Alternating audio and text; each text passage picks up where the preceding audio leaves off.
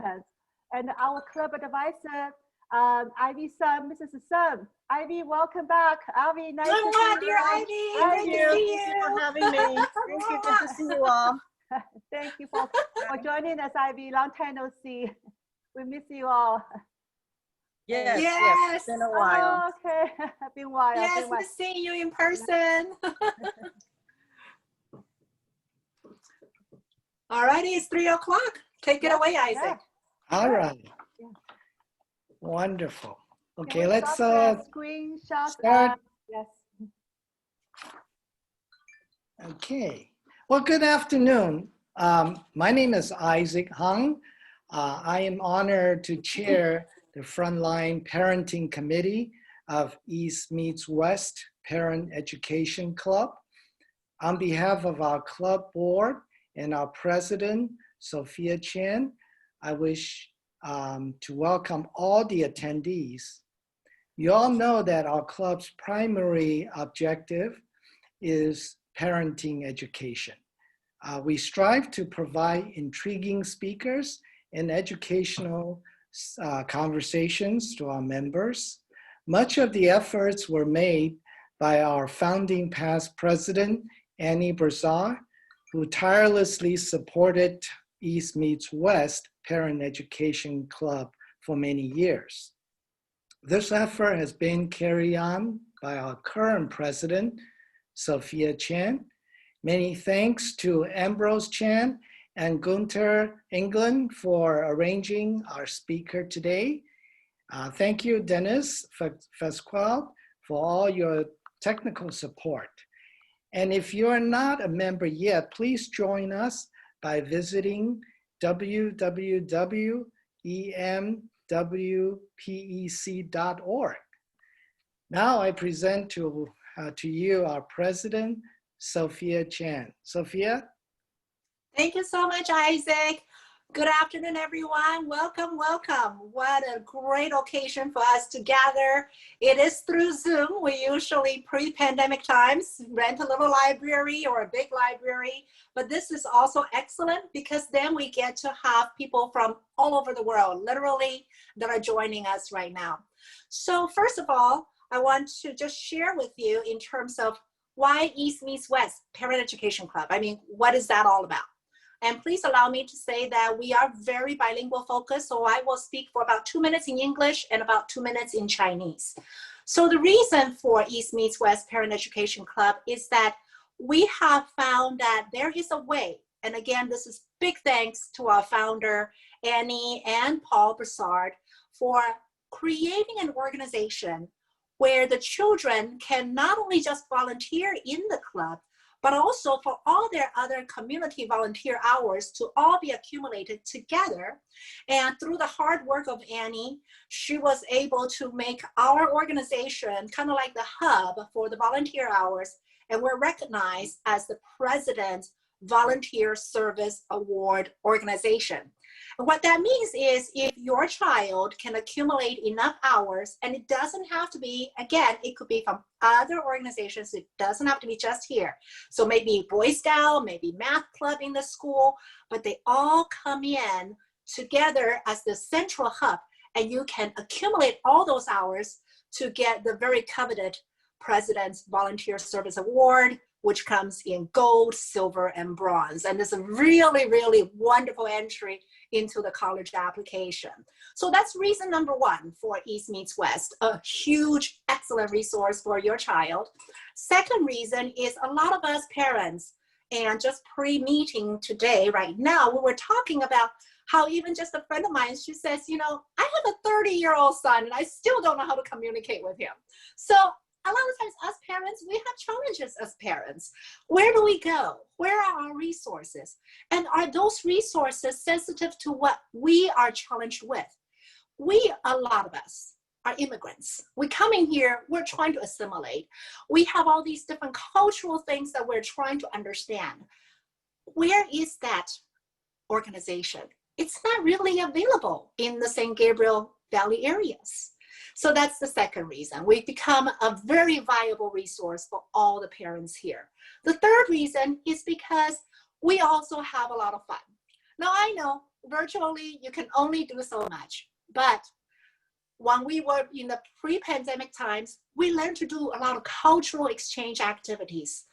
We do our Chinese New Year, of course, but we also go to the Dodger game together. We get to learn a lot of American culture.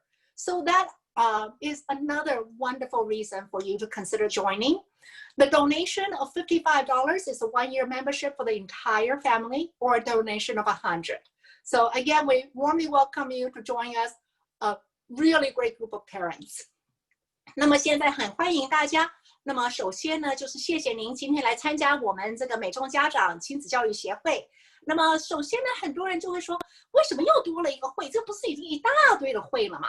的确是会很多，但是有没有哪一个会是能够帮助让您的孩子能够把他们所有不同的组织的那一些做义工的时间全部凑在一起呢？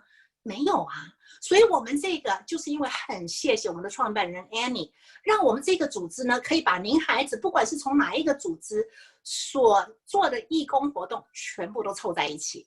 所以呢，希望您能够考虑。第二个就是我们做父母的在这边呢，在美国老实讲，很多我们都是移民，我们来到这里的时候，我们也搞不清楚这个很多的文化方面的东西，还不是很明白。这个组织呢也很帮助我们在这一方面。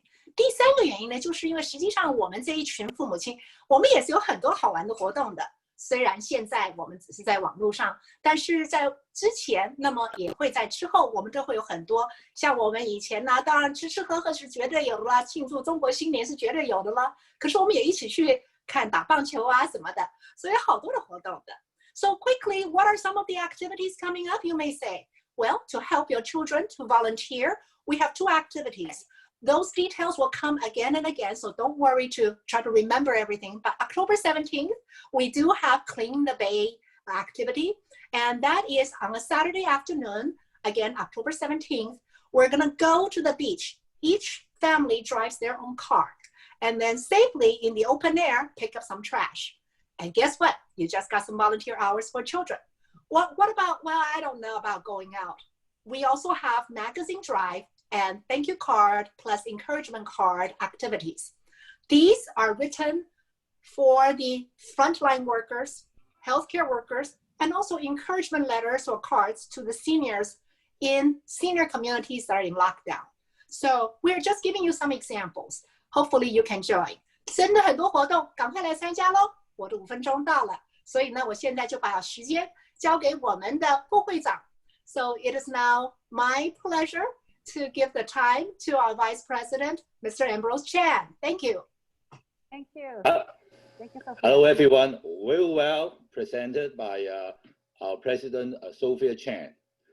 I'm very proud to introduce our speaker, Elaine Kung, an inspiring role model for all Asian Americans, who was born in Hong Kong and immigrant to Maryland as a teenager. Graduated from a prestigious Ivy League University, Cornell and Princeton, with a bachelor and master degree in engineering. Also, Elaine have like 33 years of a rewarding career in AT&T, and also as a AT&T director. Now she's retired. She continues very active in the community. She's the president of the CEO Global USA and Consulting, founder of Call to Work, and board of director of many organizations, such as Hendrick Leadership Center, Lawson Workplace Ministry. Besides, recognized with many awards, such as Successful Woman in Business, Most on Fire Manager, Woman of Color, STEM Career Achievement Industry Award. Elaine is very passionate about mentoring and leading others to success. She speaks and shares from her personal journey on career development, leadership, marriage, parenting, and various life skills. Let's welcome our outstanding speaker, Elaine Kung. Wow, thank you, Ambrose, for the very thoughtful introduction. And thank you, Annie, Isaac, for hosting this event and all the energetic overview about East meets West. It's my privilege and honor to share with you today. 大家好. So I'm going to cover a wide range of topics based on these questions that you have gathered. And I am so encouraged by many thoughtful questions and wise questions.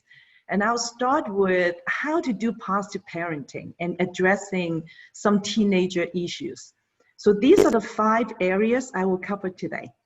And feel free to put in questions in your chat box, and Sophia will facilitate the Q&A session later on. So our purpose here is to help us be better parents. It's a journey, it's a marathon. And how can we do good job of parenting, especially during the pandemic, and win the hearts of your child? And this is one of my favorite topics. And I know some of you may not understand English as well, so I put some Chinese.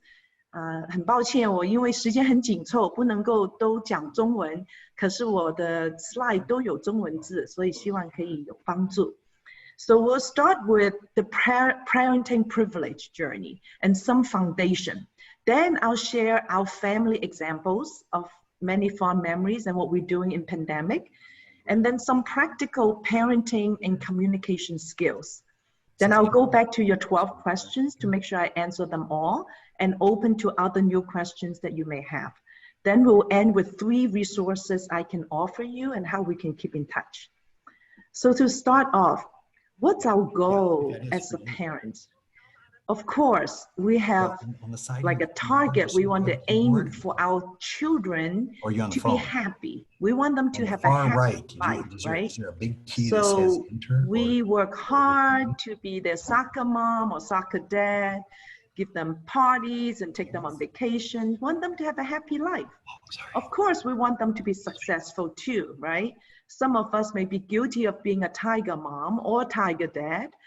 And we want them to get really good grades. You know, A is not enough. Let's get an A+, you know, really high demand because we probably came from that kind of an experience ourselves.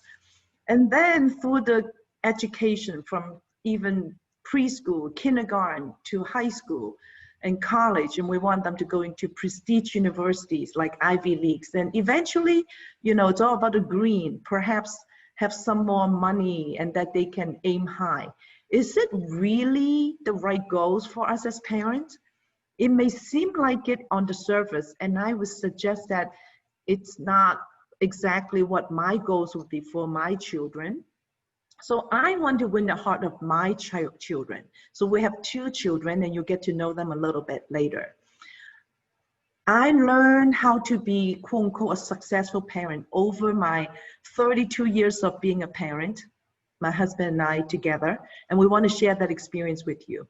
And my ultimate goal is to be my child's best friend. It may not be real best friend, at least a good friend for life. And to me, that is so important throughout the stages of their life.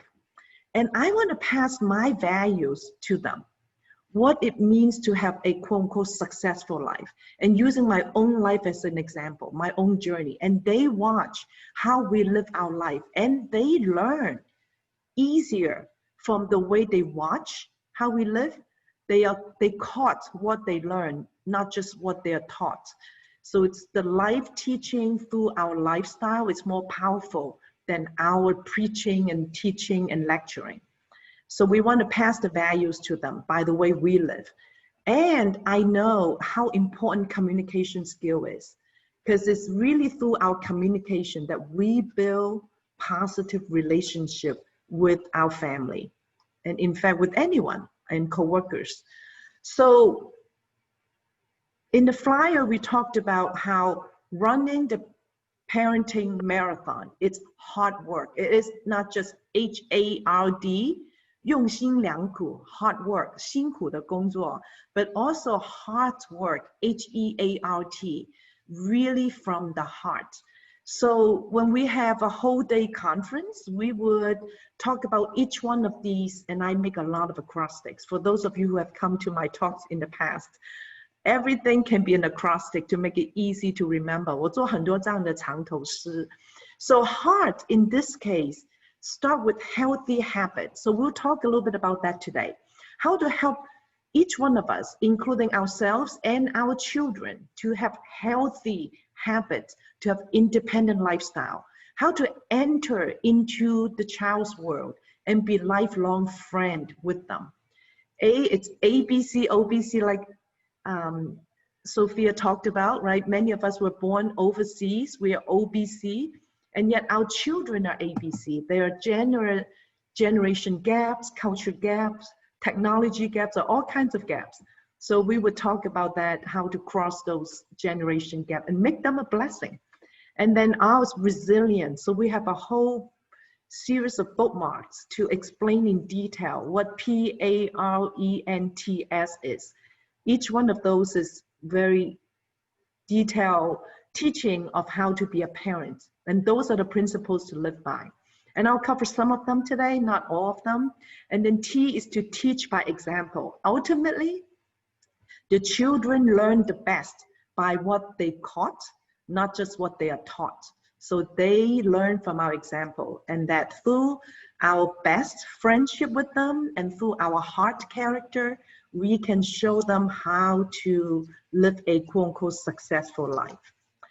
And then the best friendship, BEST, stand for, again, because our family is Christian, so to us it's important to build godly character and a servant mindset. And we'll talk a little bit about serving others. That's a very important aspect of mature young people growing up. And I love what Sophia mentioned. East meets West offers so many opportunities for young people and the family to serve together. That's very important of a successful parenting experience, because that's how you learn, you serve, you grow together.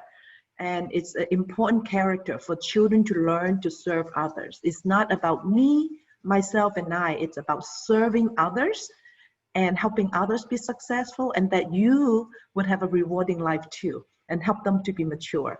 E is, again, emphasizing the importance of establishing healthy habits and be independent, because that's our goal as a parent. And S is to seek to understand. That's the goal of our communication through our words, our actions, our attitude, and our body language. We'll talk a little bit more about that today. And then T is to help them and help us together trust and obey and have a respectful relationship to each other. So we won't go into the detail of the heart and the best. I would focus on answering your questions during this next 1 hour. So when we have done parenting conference with other organizations, they love the heart and the best, and they put them into bookmarks. And I encourage you to take pictures of anything you like that you would like to review later on, or I know we're getting recording, so you can watch the recording as well, because I'm sharing quite a bit of content within the 1 hour, and I hope they would be helpful to you. To start off, I am reminded of this poem, and it's really thought-provoking, that children learn from the way they live. And the top half, unfortunately, reflect some of our reality where we tend to be negative in our family. If a child lives with the criticism, he learns to condemn. Hostility, then they learn to fight. If they are being ridiculed, they will be shy. If they feel the shame, they will feel guilty. 上面都是负面的，如果我们批评、取笑我们的孩子，他们都会觉得非常没有安全感。And the bottom are the positive, and that's what I encourage us to definitely do one by one. If the child lives with tolerance, they learn to be patient. Encouragement, they have confidence. Praise, they learn to appreciate. If they are treated fair, they learn to have justice. If they live with security, they would have faith. If they live with approval, they would learn to like themselves. And if they live with acceptance and friendship, they would find love and be loving to other people. 所以我们对孩子正面的话，能够容忍、鼓励、奖赏，给安全感，接纳他们，他们就会很有信心，也会对别人有信心，也去爱护别人。So it's very powerful. Children watch every word, every attitude, every action that we take, whether you like it or not. 小孩子的眼光是很雪亮的 They know. So I'm encouraging us to be very careful. And all that I'm sharing the rest of this hour is to help us to be positive parents. And how do we do that? We've taught children, teenagers for 30 years in church, in community, and we've done research and asked the children what they think about parents. And among the many surveys we've done, this is one that tells us the 10 commandments that the children warn the parents against. The parents should not make these 10 mistakes. And yet, I am certainly guilty of making some of these mistakes over the 32 years as a mom, that I tend to see my children's mistakes. And I force them to get better grades, like how I got good grades. I tried, I would compare and don't let them go out. I nag too much or being too authoritative. And it's always about the mom being right. And I compare them with others and not seek to understand and have empathy for them and not apologize for my own mistakes. And then use past mistake of what they did and come back and accuse them again. Very sad and discouraging, very negative. And then I tend to probably lose my temper and have uncontrollable emotions. And you can read this in the Chinese as well. And these are 10 things our children said, don't do.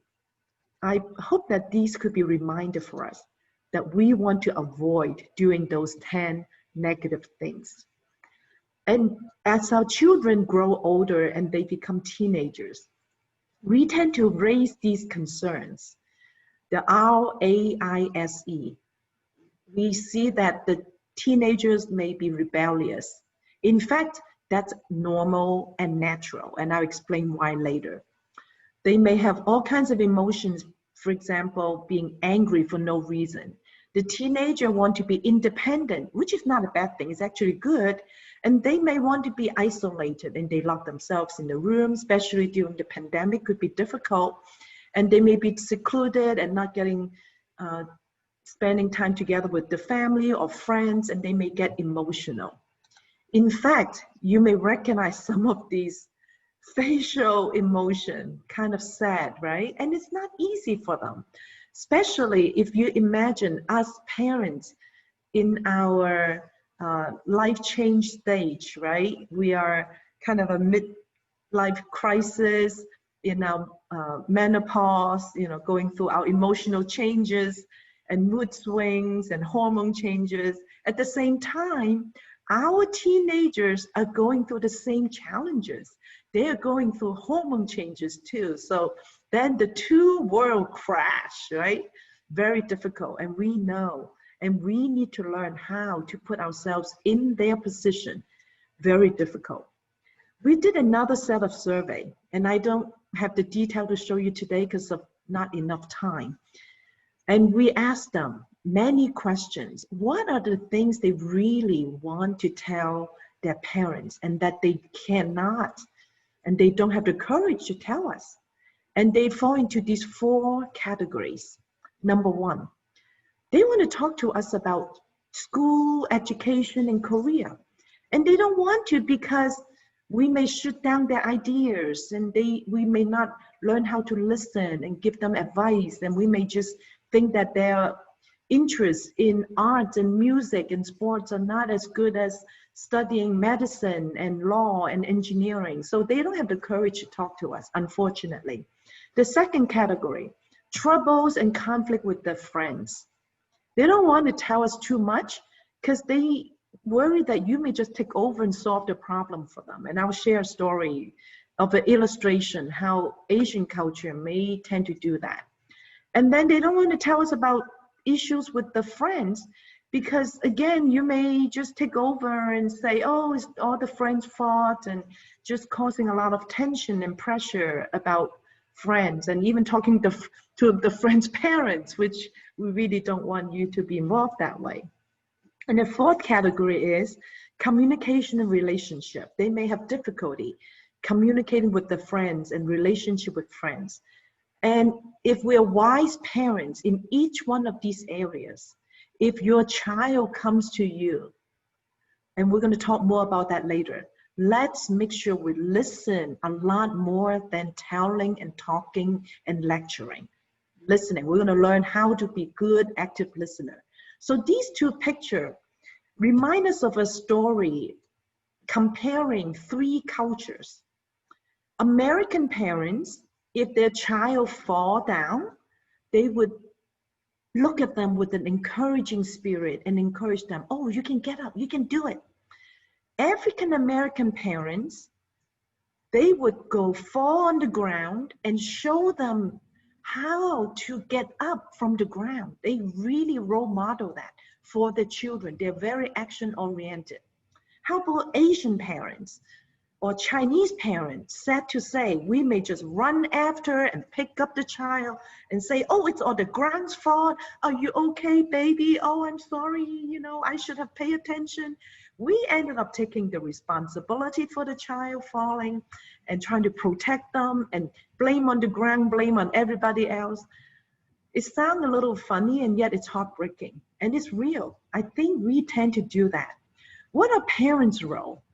Are we a police to go after them, say, oh, you didn't do this right. Oh, you should do this better. Here's a ticket for you. Or are you a judge and say, oh, I'm judging you. You could do better than that. You can get a better grade. You should be more patient to your brother and your sister. Or are you a lawyer trying to argue with them and get to the spirit of the law or the letter of the law? And none of this should be our roles. Think about our goal is to be our children's lifelong friend. They're not our enemy. In fact, I tell my children, we are schoolmates, we are classmates. We learn together. We are learning how to be parents, just like how the children are learning how to be growing up. 我们跟孩子是同学，我们就比孩子高几年级，我们在学习怎么做父母亲，孩子也学习怎么样成长。So we learn to be humble to learn. So on the left, more negative roles. We all heard about helicopter parents, 直升机父母亲. Wherever they are, we hover around them and make sure they're doing their work, not watching TV so much or playing on the cell phone or on the computer, always hovering around them. We need to give them some space. We need to give them time, and we're going to talk about how to give them space. And then this satellite parent, even when the children go to college, we still remote control satellite, you know, watching or calling and how are you doing, and just even going to the college to visit them. What is the right role? The ones on the right are the right role. We want to be a cheerleader to encourage them. We want to be a coach. We're going to go into more detail. What are the right roles of a parent? The positive parenting. We want to learn to let them fly. We have 18 precious years to help them be independent and mature, to grow up, to know how to make the right decisions. We want to let them fly, let them grow and be independent. So I came across this flyer that talks about how to avoid becoming a helicopter sport parent. So I expanded that into just general parenting, how to avoid being a helicopter parent. So we've got 5 positive things and 5 negative things. We want to be aware and be sensitive when and how to praise our children. I'll give you many ideas how to praise them, to catch them do right, not just catch them do wrong. Praise and encourage them with words and character.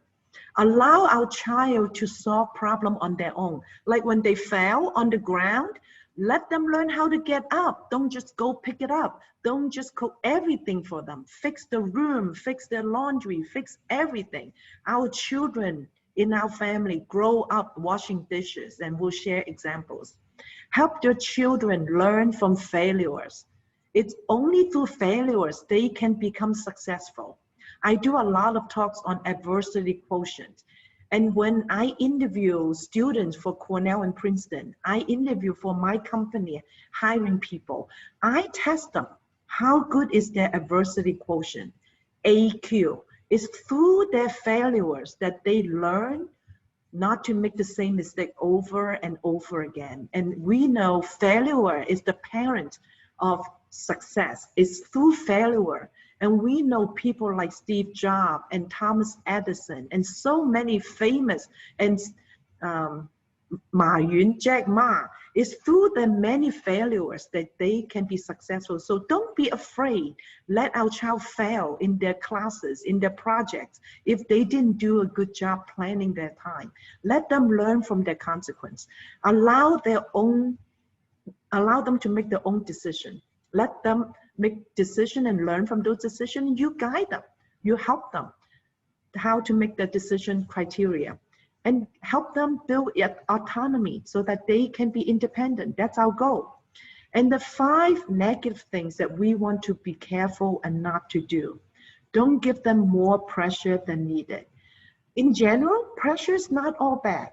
Healthy pressure is okay. Pressure helps us to improve and do a good job. And yet, we don't want to give them unnecessary pressure. We tend to do that, especially Asian parents. And don't put a label on them. One of your questions said that, oh, they don't tend to make good friends with others. Help them to get away from being labeled, or they label themselves, or other people label them, or you, the parent, label them.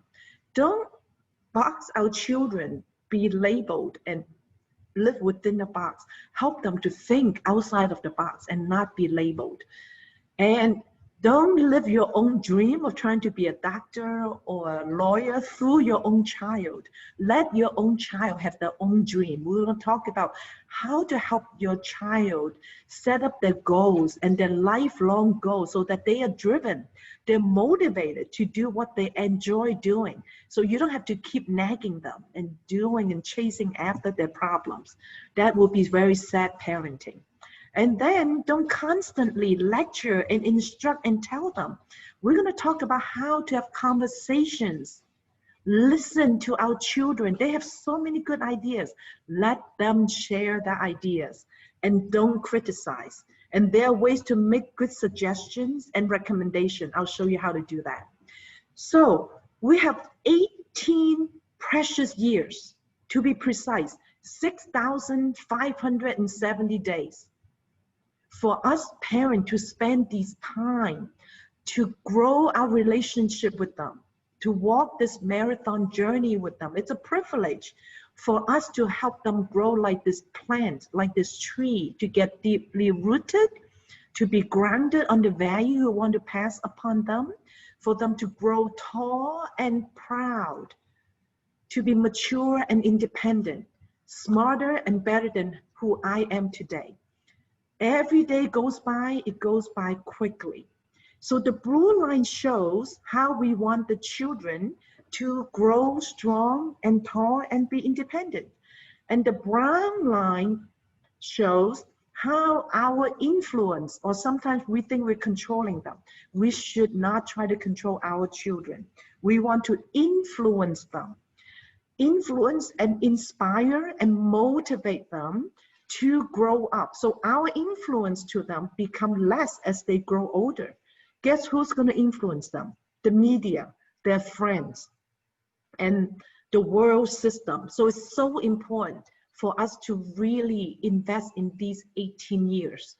So this is a very good summary from the book Biblical Parenting. And it has very good general principle and the roles for us evolving from the time they were born to the time they are 20 years and older. Just like how Sophia mentioned, the child gets to be 30 years old, we still are their parent. We play different roles. So this really help us to see our ultimate goal is to build relationship. Like I said, my goal is to be a lifelong friend with my children. And when they're young, 5 months or younger, we want to show them love and be a caregiver. When they're 6 months to 2.5 years old, we want to train them with the right life skill and healthy habits so that they can learn how to grow during those months and years. And then from ages 3 to 11, we play the role as a teacher to help them understand what is the right thing to do, what is the wrong thing to do, and build those values and set boundary conditions for them. And then at the age of 12 to 19, the exciting teenage years, like you saw in the picture earlier, we want to be their cheerleader. We want to coach them to help them make right decisions, to differentiate what's right and wrong, know how to make choices and decisions, and experience the consequences of all their actions. Then when they're 20 years and older, we want to be their friend. We want to share life with them together, and I'll show you an example of our family. And we definitely do not want to be a police, a judge, or lawyer, or any of those roles that we talked about, or helicopter parents. So for our family, the Kung family, we prioritize these as the most important gifts to give to our children. Not the Ivy League university education, not big houses, fancy cars, a lot of money to give to them.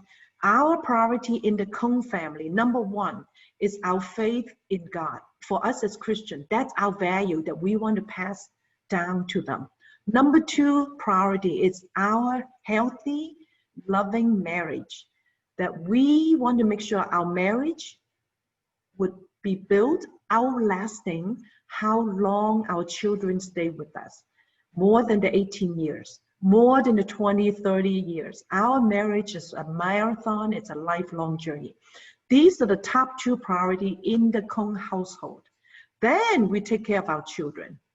When we take care of our children to have joy at home, it's like building a house. It's like building this house from the bottom up. The foundation of this house is built upon love and acceptance.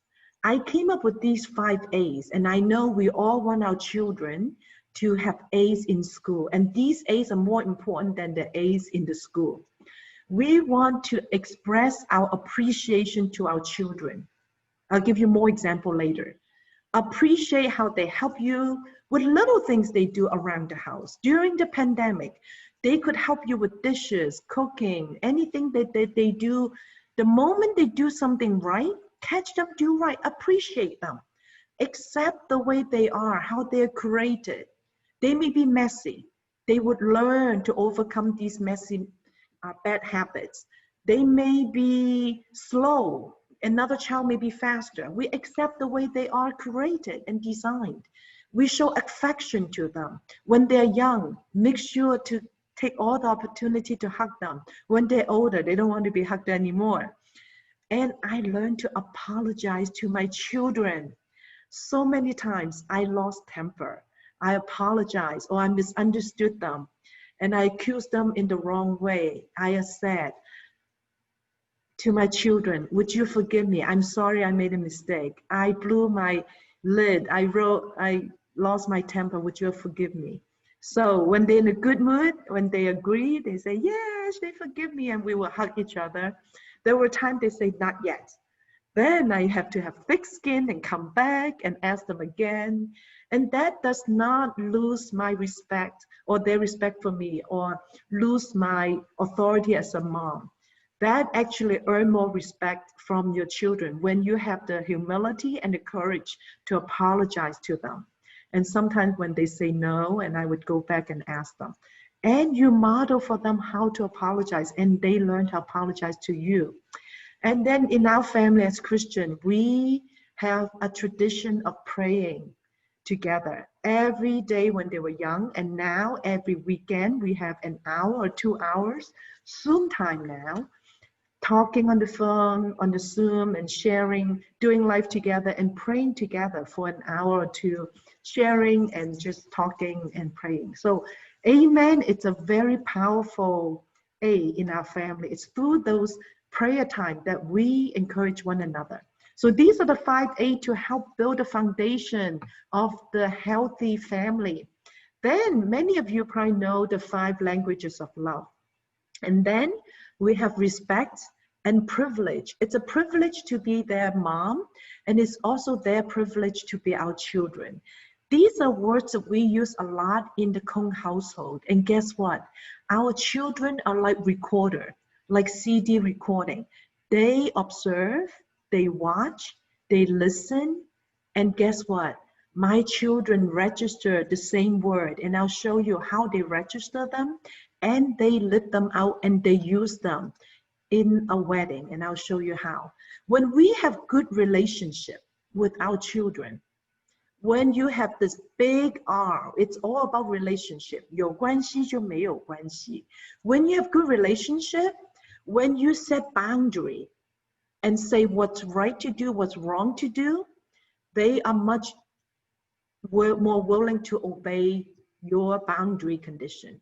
If you have bad relationship, then any boundary, even simple, easy one, would cause a lot of rebellion. So I encourage us to learn to build a foundation with these 5A and put these 5 languages of love into practice.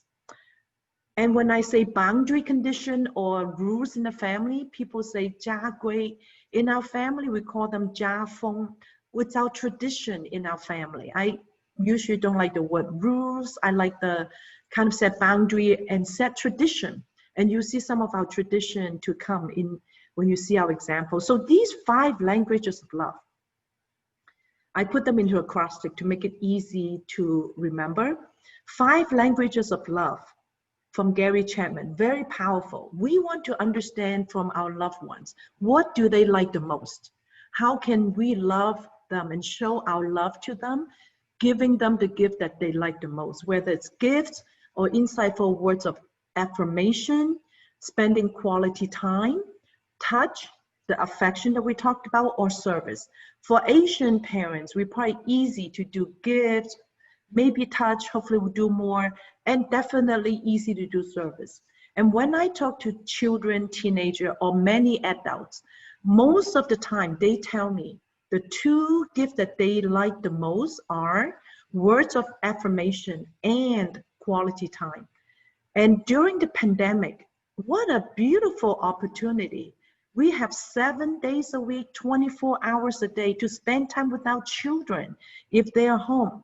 And some of the adult children even come home to work because they can work from home. So it's really once in a lifetime, in hundreds of years, that we can take advantage of this time to make it fun, make it memorable. So what kind of parent are you? And we don't have time to go into the detail. I encourage us, when you look at this model, which is very well known, that we avoid being very strict or overbearing in the bottom, and avoid being very uninvolved or very permissive. And we want to be a balanced parent in the middle, where we have both love and boundary truth setting together for our children. That way, when you have love with relationship, you have the boundary, and that's a balanced parenting. If you just have love and let them do whatever they want, that's permissive. They have no rules, no foundation, no guidance. That's going to be a big problem for them growing up. And they would not know how to observe rules when they go to work, when they grow up in the society. And then if you just have rules and very strict and no love, then you're being very command and control. They would rebel you all the time, and that they would not respect authority in the future as well. So let's learn how to be balanced. And we all know every person have these 5 basic needs. And I really like the way that this pyramid is shown. Typically, we see a horizontal pyramid. I really like this. It's a slanted to show us how 5 is really the lowest amount of impact. And this is the basic needs, right? The physical need, food, we definitely would provide that. And yet as you go higher and higher, those are more influential and higher impact to our children. And I encourage us to watch this Maslow hierarchy, to know not just to provide the physical needs, definitely give them safety needs, especially during the pandemic, and our family with healthy marriage would give them a good sense of security and a good sense of belonging and love to the children. Like we said, right, we want to be friends with them for life. You know, the good news is your children may have friends from kindergarten, elementary, high school, and college. Some of the friends would come and go, right? When they move to a different environment, they come and go. You have the privilege of being lifelong friends with them if you are smart and wise to build up this pyramid and help your child to have self-esteem, to give them confidence, to confirm and reaffirm them and help them build confidence, and ultimately help them find purpose in their life and their self-realization. And that would be the significance and ultimate influence you can give them.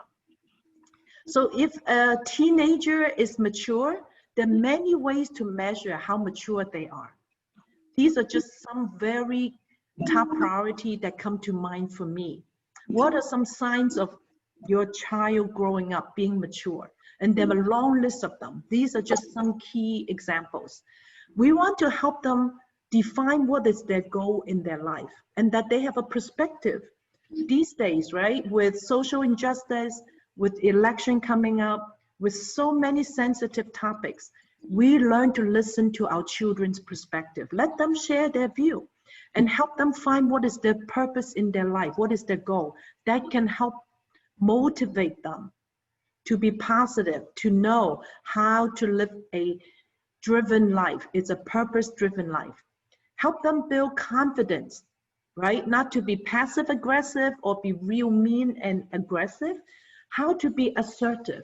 Recently, I've given many talks about working in diversity, how as Asian Americans work in corporate America, and not to be a victim, but to be a victor. So there are a lot of wisdom helping our children to be assertive, to have the courage to speak up. Even you may disagree with others. So there are a lot of communication skills that you can learn, how to negotiate and be assertive and be positive. And then how to serve others. Just love how East meet West. Encourage your children to have serving opportunities. So come, right, on October 17 to help serve together. Our children, watch how we serve in the church and in the community all our life, and even to this day. Our children serve with us. And that's how you can have same event and multiple benefits and multiple blessings and multiple purpose. Because when you serve, fulfilling your desire to serve at the same time, you're modeling for your children, and let your children serve with you and they grow. How not to be selfish. Me, myself, and I, they learn to serve and help others. And that's a very mature sign of a teenager growing up. And then humility. Humility is not about thinking less of yourself or thinking lower of yourself. It's about thinking not as much about yourself. It's okay to have confidence about yourself. It's good to have confidence, and just not to keep bragging and thinking about yourself so frequently. So when we think about serving others, I like this picture. I like this graphic. In Israel, there are two famous bodies of water. The one in the north is the Sea of Galilee, and the one in the south is the bigger body of water, is the Dead Sea. They're two very different bodies of water. The Sea of Galilee has the water coming in and water going out. And the water is beautiful. We've been there. We visited there. There are living things in the body of water, fish, and it's lively and it's beautiful. We've taken a boat ride on the Sea of Galilee because the water comes in and the water goes out. And yet, in comparison, the Dead Sea, it's very sad. Water coming in from the Jordan River, and yet the water stay and got stuck in the Dead Sea and go nowhere. If your life and your child's life keep receiving, give me, give me, give me, it's all about me, myself, and I, and receiving so much in their life and not letting blessings go out of their life to serve others, it's like the Dead Sea, and that is really not a picture that we want to show. So that's something you want to encourage your child to serve others. And that's what our children learn to do in our family. Ever since they were born, they know serving in our family, it's a privilege. We don't call them chores. We don't call them tasks. We call them privilege because they are in our family, not a guest, not in a hotel. They are part of the family. It's a privilege. So I'm going to share some of our Kung family fond memories and what we do in the pandemic. So every year, our children will make very special cards for us, whether for birthday, anniversary, or Mother's Day or Father's Day. So these are some examples. One year, they got some of our very memorable pictures, crazy pictures, and designed Mother's Day card and Father's Day card for us. And this happened to have some picture from the Spain vacation. We enjoy doing vacation together. Even in their 30s, we have vacation together as a family. And Kung family happened to be Kongzi, the Houyi. So they're the 75th generation of Confucius. So these are examples of Mother's Day card and Father's Day card my children make for us. And they know I love acrostic, so they came up with the best mom acrostic for me. And they know I love scriptures, Bible verses. They put these down for me. And of course, I don't think I live and be a best mom the way they think, and I'm encouraged by what they said. And I have this goal to keep living towards this best mom goal that they have put in this card. And I love the song In Christ Alone, and they put this down, and they are just so sweet, and they learn. And we make many mistakes. We're not perfect parents, and yet they learn that we are praying parents. And it's through our prayer and through our example, they learn how to encourage us as well. So this is a Chinese version of the Mother's Day card that our children made for us, and we translated into Chinese. And then for the father, my husband doesn't do acrostics, so they write stories and essays and letters. And they are so thankful for my husband being a man of God and being a leader in the family, always there for our children, and really sacrificial, giving, thoughtful, and guiding the family, a peacemaker. Very powerful example of a sacrificial father. Again, my husband is not perfect. He made mistakes. He can be grumpy, and he apologized. And we learn how to do life together. A very generous, gracious man. And when we celebrated our 30th wedding anniversary in Dallas at the time, our children came from New York and from California, and they made this fancy menu for us. I don't even know some of the dishes, how to say it, and my daughter in particular is the master chef. In fact, she's cooking a fancy meal for her friends today in New York. Not only do they look good, they also taste really good. So they came and celebrated our 30th anniversary for us, for our wedding. So what are we doing during pandemic? So in pandemic, we are so thankful. Since they became adults, they went to college, they went to work, we would schedule weekend times to do calls and share and catch up and pray. Sometimes we have trips and we wouldn't make it. Now during pandemic, every single weekend, we're guaranteed to have an hour and 2 hours on Zoom together. We play games together, we plan together, we share, and we pray together. And we just love it.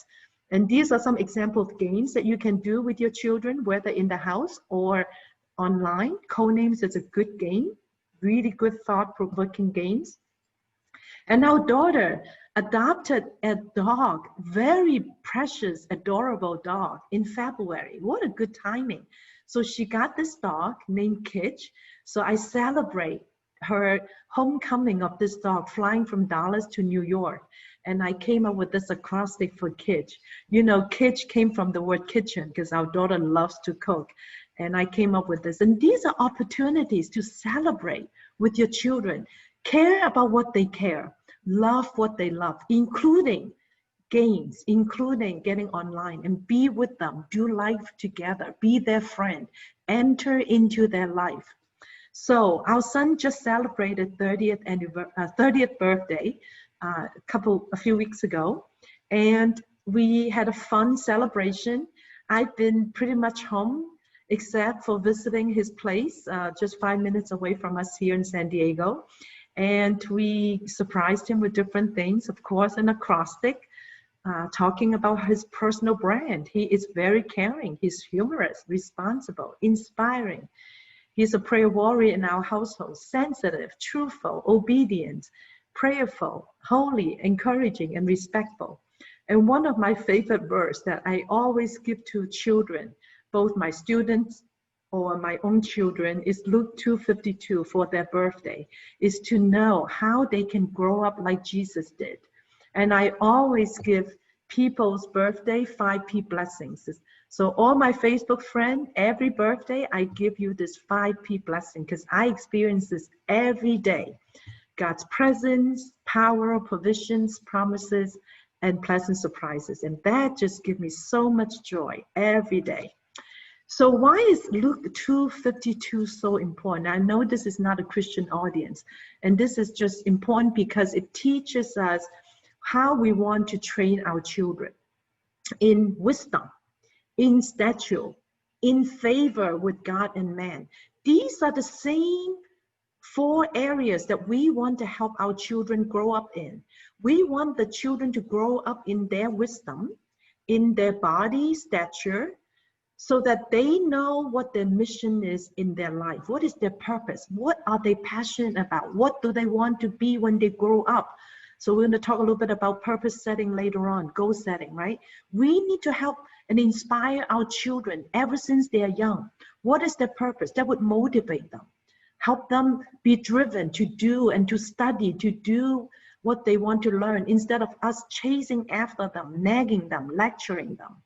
Then the 3rd area is the master, the spiritual, and the value that you want to pass along to them. So for us, it's our Christian value. We want them to know their master is God and the Lord. And that's important for them to know who's their boss in their life.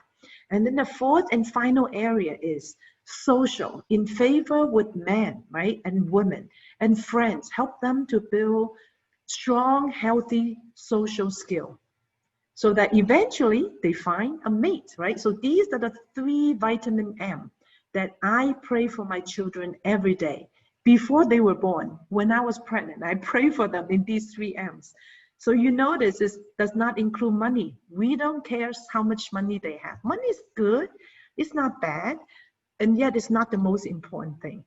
So after the 30th birthday, we then continue on celebrating Mother's Day in May. During the pandemic, our children, well, basically our son and daughter-in-law would deliver food and flowers and then make more acrostic for me as a mother. And they know I love the word light and shine. Actually, my name Elaine means light. So they try to include those into the Mother's Day card.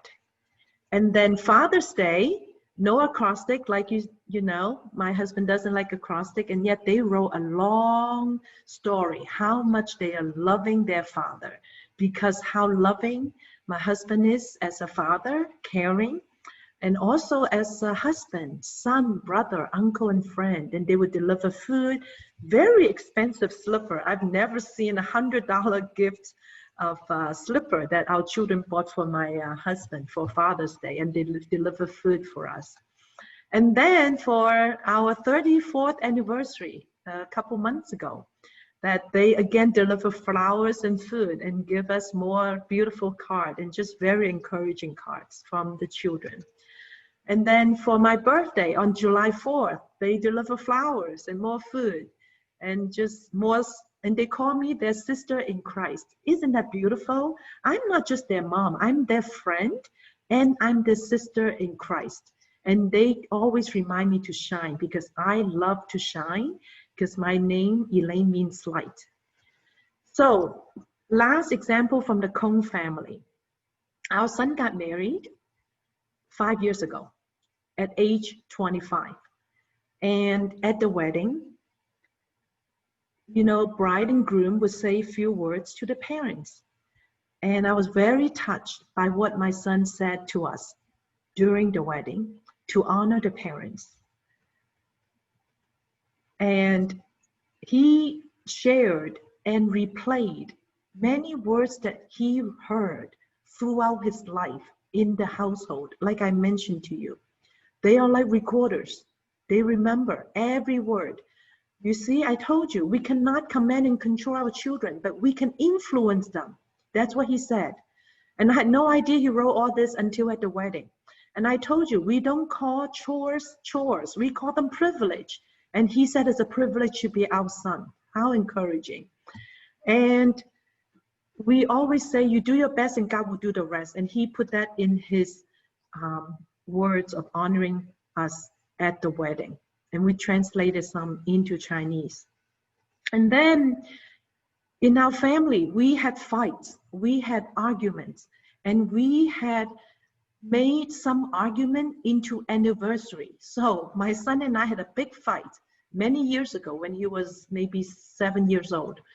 We remember May 7th, and I would never imagine a groom confessing to the parents at a wedding. What a powerful, just so encouragement, such an encouragement that he confessed at the wedding how he was difficult at times. And he remembered May 7th. That was our argument anniversary. So that's one of our family tradition.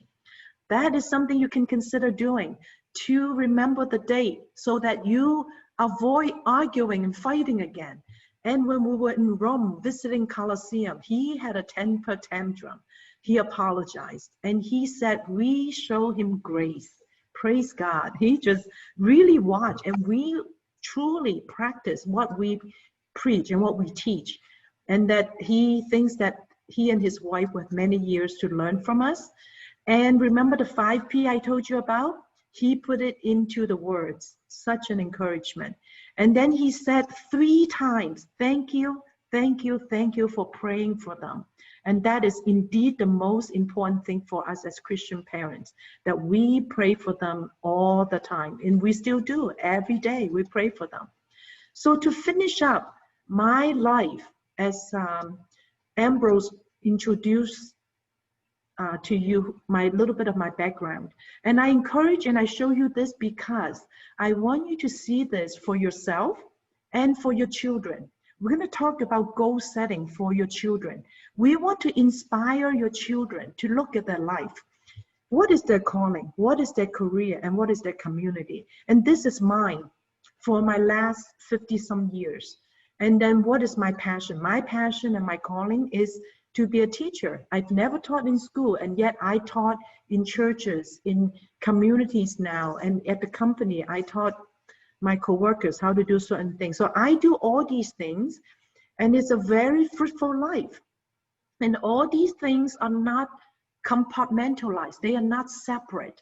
You want to tell your children and tell yourself, whatever you're doing, just like how Annie and Sophia and Ambrose and Guenter, they serve in this East Midwest, is their calling, is their community. All these actually converge. They are not separate. 他们是相辅相成的. All these 3C converge, and all these that I have learned in my last 50-some years have built up into such a fruitful life. And I'm using all my experience as a student. I know how to take tests. As a career woman, as a wife, as a mom, as a manager, how to help people. And I am speaking in all these topics today. And I have 23 talks in the month of September. And this weekend I had 6 talks, and I enjoy doing that because I want to help people to learn from my mistakes, from my journey, and help you to be more successful. So now we go into some practical parenting and communication skills. What did we do? How did we get here? So when teenagers grow up, they need space. They want to be independent. As I mentioned, teenagers rebel is actually natural. It's healthy because they're growing up. They want to have their own space. They want to be independent. They want space for their social relationship, for schoolwork. Let them learn how to fail if they couldn't figure out something. You still can help them, but they need space to mature in their privacy, right? Let them to have their own room. And yet, for our household, computers have always been in the living room or in the library or the dining room. We encourage families, especially if you have young children, we encourage you to put computers in the open space. And of course, they have their privacy to have their own private time talking to their friends and activities, computer time, cell phone time, and career goals. We'll talk a little bit more about career goal next, how to help them set goals so that they're motivated and driven, and their own space for emotions. And we already saw they're going through hormone changes, so are we during our menopause or our midlife crisis, right? So we need to observe, respect, and space for them and help them to build up independent, critical thinking, ability to make the right decision. And these are indeed growing gain, not just growing pain. And it's part of the journey, part of the marathon. So for us Asian parents tend to be very controlling. We tend to be overly telling and judging our children, right? What career not so good, down below. And what career may be so-so, the green section, and what are the better career? I don't agree with these, right? So let's be careful not to judge, not to control and command, and not let them live a life to fulfill your own dream, or telling them the school that you didn't get into, you want them to go there, or what companies to go work for. So this is the 5P model I use. Recently, I'm using this to expand not just for people's career, but also for their life purpose, and also for teenagers, and for parenting, and for families. If you think about this 5P for your family, what is your family purpose, principle that guide making your family decision, your values? What's your passion as a family? What matters to you? It's all about people. We are in the people business. It's about relationship. Then you will have good performing family. If you think about these 5P in the many different perspectives, you can help your child figure out and have a very healthy conversation, internal soul searching, share what are the first 3P, and you can share with them what are your purpose, your principle, and your passion. Let them share with you. This is a very healthy pandemic family time opportunity to share, to dream, right? And listen to them, don't judge them. We have 2 ears for a reason. And people, now the last 2P is external. Help them build relationship, communication, and performance. So these 5P apply to so many perspectives: individual career, your family, for your children. Use this for very rich discussion. And I have many of these talks in my website, and you can go back to listen to them. Now you can help your teenager to set goals and dream with them. What do they want to be when they grow up? So that you don't have to nag them, and help guide them. As they share what their passion is, you can help them work toward their passion. Could be painting, could be designing. And that way, if they are spending so much time on the cell phone or on the game, you can work toward and create ideas and activities on what they are passionate about, and help them define SMART goals that are specific, measurable, achievable, relevant, and time-bound. And there's a lot in each one of these. I'm kind of going through very quickly. Many of you asked about time management. Many of you asked, career woman. I'm definitely a career woman, and I was a workaholic for 33 years, and I'm still a workaholic today, as you can see. Very busy schedule, and that's my personality. That's how I live, right? And yet, I want to, so this is a little bit messy. Sorry about that. So let me see if I can fix this. So this is to show you how, that's okay, that we have one life to live. We all have 24 hours, all of us. So it's not about managing time. It's about managing your life, managing yourself, managing your right healthy habits versus bad habits. So what's important and urgent are those big pebbles. Your life is like this one size bottle. How much you can fit into your life is how you spend your time and how you manage your time. Some of you might have seen this before, and you can search on Google and look at the video. Very powerful. And then what's very important and yet not urgent, they are the small rocks, and those are the most important healthy habit for us to improve our life, like exercise, family time, proactive things that you want to do. And then the third quadrant are those not important, are those sand that we may end up spending too much time on, like when someone calls you, you keep responding to them, and some WeChat, different messages that seem urgent because they were calling out, oh, pick me up, but they're not that important. Or finally, the fourth quadrant are the water.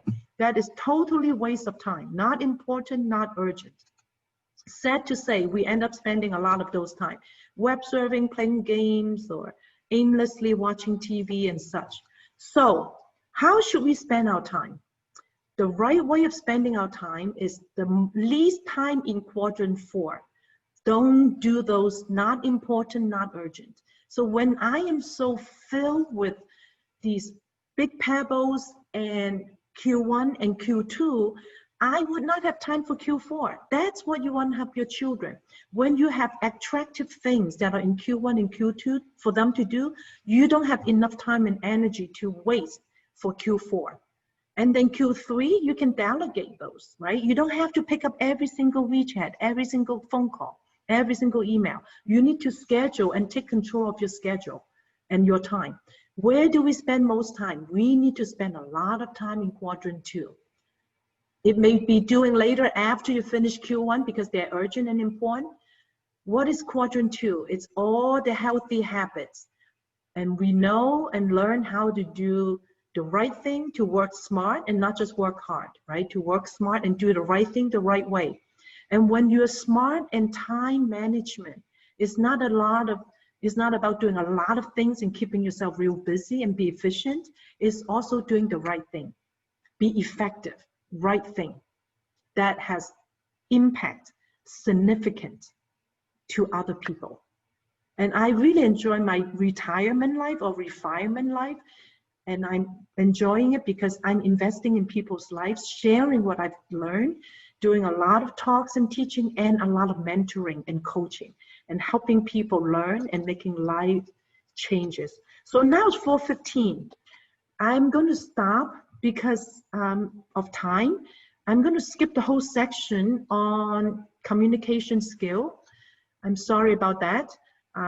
You can listen. There are talks on it that you could watch. So now I'm going to go into answering your questions. So I skipped the whole section on communication skill. And then based on the question you've given me, I think I've answered many of them. So there are 2 pages. I gave you many ideas on positive parenting, teenage issues, internet safety. There are software that you can purchase to help prevent your children getting into bad content. Also, software to help you control the time that you agree on. So you need to discuss and agree on how to set rules and boundaries for using the internet.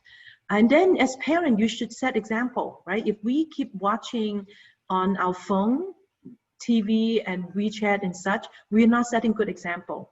Cross-culture, foreign language study, definitely very encouraged to do that.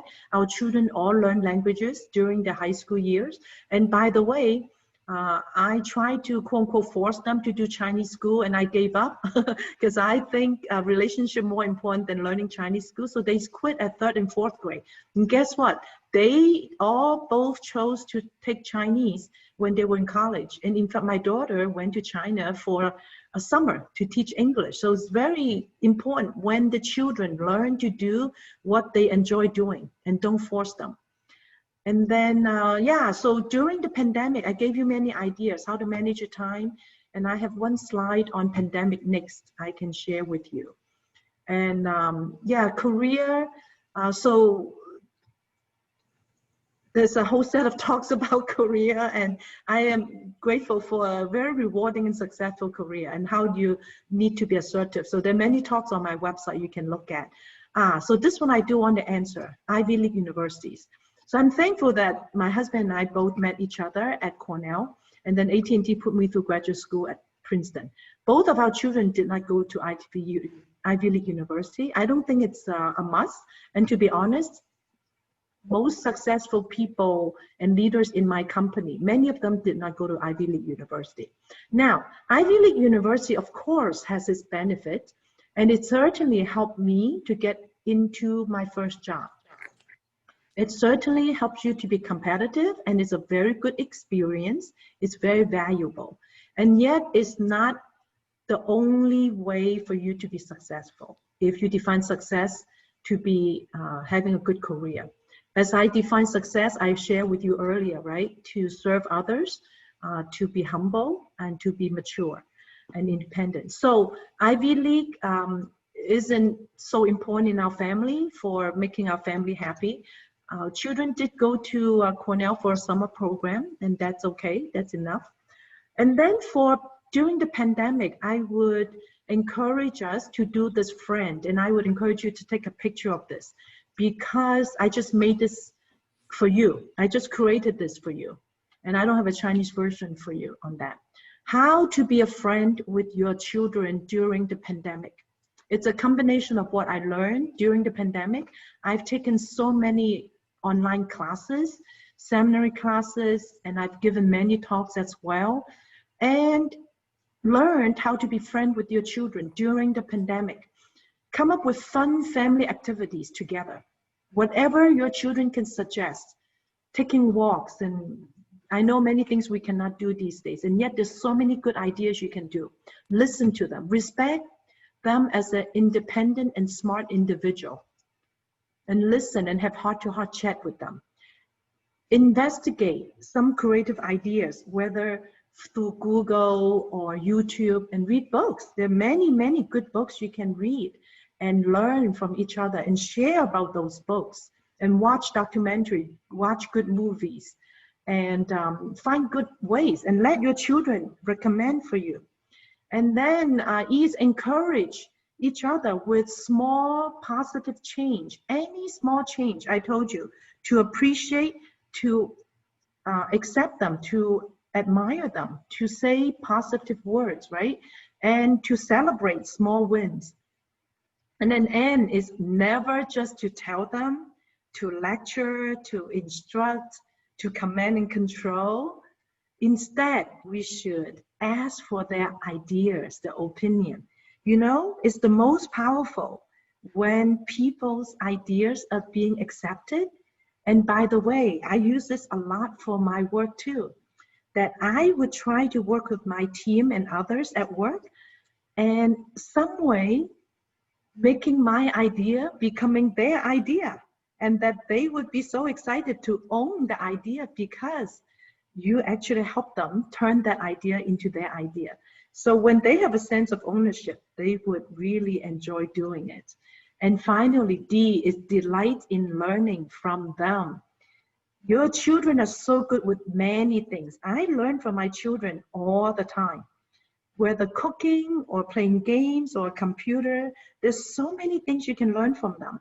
And even sit with them, watch them, how they play games, and say, how could you respond so quick? And then gradually help them to wean from playing too much, right? It takes time and it's not overnight. I encourage you to take a picture of this. This is one of my secret weapons, how to always stay energetic and having so much fun in everything I do, is take care of yourself. I don't mean selfish, I mean self-care. If you take good care of yourself and help your children, your teenager to build healthy habits ever since they're young, just like brushing their teeth, healthy habits, taking good care of themselves, their body, their mind, their spirit. Do these 8 things throughout their life, throughout their day, right? However busy I am, I have a very, very busy and full life at work, in the community, and in the family. And yet, I find time. It doesn't have to be too much time to take care of my body, my mind, and spirit. Do these 8 things.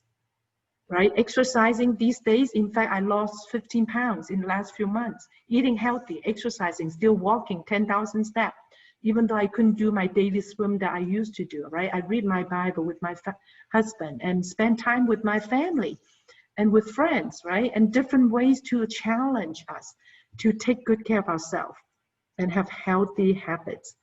Now, I'm going to see what other questions that you may have. Thank you, Elaine. Yes. Oh my gosh, that was such rich information, and we love all the points that you've made. I'm going to go quickly into many questions that have been submitted. So the first question is, if the parent-child relationship is already broken, what can parents do to rebuild that relationship? Thank you. I know, and it's heartbreaking, and it's hard, and it's not easy. So I'm going to start sharing resources. You can take picture. This is a new parenting group I just created for you. So it's going to have both Chinese and English resources I'll share in WeChat. After the WeChat, we can share in the future in other means. I also have my email here for you and my website. So it's not easy. You start with the 5A. Remember the house I showed you? You are now rebuilding the house. Start with the foundation. Do you remember the 5A? Appreciation, acceptance, apology, affection, and amen, if you're a Christian. You apologize to your children what you do wrong. How did we get here? I know it may not just be you alone. I'm sure the child may have responsibility as well. But for us as parents, we are the older classmates, right? We are taking care of our younger classmates. You apologize on what you do wrong based on what you heard today. Have courage to apologize. Even write a letter. I help many parents. They write letters. They apologize. And you need to be sincere. Not to say, oh, I'm sorry, but, you know, it's all your, you know, we need to be sincere to apologize. And it's not going to be overnight. I heard many stories. Some may take a few days, a few weeks. Some take a few years.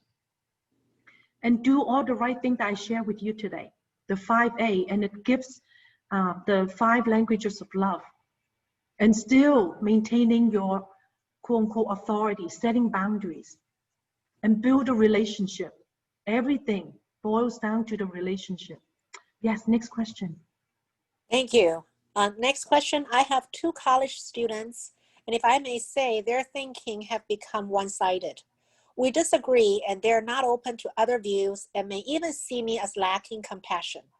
How to reopen conversations since they refuse to talk about it? Yeah, no, this is very good, and it's true. To be honest, and we've been in many of these discussions recently, especially elections, social justice, and racial discrimination and such. The young generation have very different viewpoint. And again, going back to what I shared with you earlier, listen. We are created with 2 ears, 1 mouth. We need to listen twice as much. And I didn't get to cover the whole communication module. And I'm sharing this slide. This is my website, calltowork.org. And here you'll see many talks that I've given, both English, some are Chinese. So this is all about work, not family. So the first one earlier was work, family, this is work. And many of my talks are in this website on communication. You can go listen to those. So we want to listen to them. You don't have to argue. So I have different perspective with other family members in our family as well. So we respect each other. They may not have compassion to listen to you, but we role model what is the right thing. We listen to them and ask questions, active listening, repeat what they said, feel how they feel, have empathy. Model for them what you want them to be. Again, what the children learn is caught, not just taught by words. It's by action, by our lifestyle. So listen to them. It's going to take a long time. And you know, I'm not going to tell you that someday they're going to agree with you. No, I don't even think my children would agree with me in some of the points. And that's okay. We're different. We learn to listen to each other. Yeah, next one. Thank you. Next question. Kids are now in Zoom classes. They watch other stuff on the screens. I talked to them many times, but this problem still is there. How do we deal with such a case? Yeah, I heard many of those similar challenges, and it's not easy. So, like I said, if possible, put the computer in public, and that's what we've done. That's our family tradition. 我们的家风, right? Ever since. So if your child's still young, you could do that. Perhaps it's too late. And then when we raise our children, we learn. Same thing for us as manager at work. We learn to manage by results, not just manage by micromanaging, right? So if the computer is not in public, if it's in public, it should be easy, right? That you know what they're doing, and you know, again, remember building the house. Relationship matters, right? 有关系就没关系. Remember to care about what they care about. If they're doing something fun, they're not studying, could be a break, and to enter into their life, enter into their world. Now, manage by result, right? So this week, certain Zoom classes you need to get on, certain homework you need to do, manage by result. And if they finish them, they have time to do others and discuss, right? Not tell, not lecture, not command and control. Discuss how much time to do for schoolwork and manage by result that they're doing a good job, and reward them for the effort that they put in and the result that they get, both of them, not just for the result, but also the effort. And then agree on the time that they spend. And that way, it should be open communication, not just hiding to escape and try to hide and sneak in more time. And yet it's open policy, right? Should be open communication, that you have a trust, because you want to build a trusted relationship. Thank you. We have room for one more. This is actually a follow-up question. This question says, it is not possible to have the computer in a common area because the kids need it for school and they need a quiet area for study. So what do we do? Yeah, so they are in the room. That you're exactly right. And the parents are working from home. Everybody has their private space. Absolutely. So this is, again, the relationship and building trust, managed by result, right? And the process. Encourage them, catch them do right, and help them build up the right discipline. And share with each other what you did for work, and share with each other what they learned from the Zoom class. And take breaks in between, every hour, every 20 minutes, every 2 hours, and share and connect as a family, do fun things in between. Thank you so much, Elaine. Just words of wisdom. Loved your sharing of your experiences. We are at basically 4:29, so we have 1 minute left. So can we just you know, kind of show our round of applauses? I know not everybody can be heard, but just say thank you this way. Yes. Thank you. Thank you. So the last slide was all the Chinese talk. That's only in WeChat, so you can go watch it. Yes, so thank you so much. Some of the other information that I have received in the chat room, they sent to me privately, some of them publicly. A lot of thank you, Elaine. Several of them have asked can I get this still after today's event? And yes, East Meets West will be sending the link because this is a recorded session. So we will be able to share that. Many people also ask for your contact information. So thank you, Elaine, for sharing your contact information, including basically a support group through the WeChat. So that is awesome. So once again, friends, so glad to have you with us, and friends across the globe. While we're in this virtual world, we can definitely just connect through the Zoom. I welcome you to check out our website. So you can see in my screen behind me, East Meets West Parent Education Club. So it's EMWPEC.org. Go on to EMWPEC.org to find out all of our upcoming events, as well as additional information about today's event. 很感激您每一位能够花这个时间，真的是太珍贵的一些知识了。我们很感激我们的讲员 Elaine Kung。那么如果您对我们这个美中家长亲子教育学院还有更多的兴趣的话，我们非常非常欢迎您来到我们的网站。网站上面呢也是有中文跟英文的。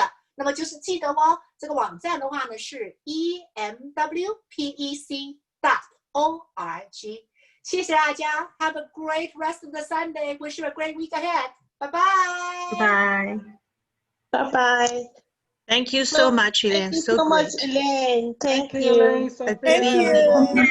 you. God bless you. Oh, Thank you. Great seminar. Really Thank appreciate you. it. Yeah, thank you. Thank you. Everybody.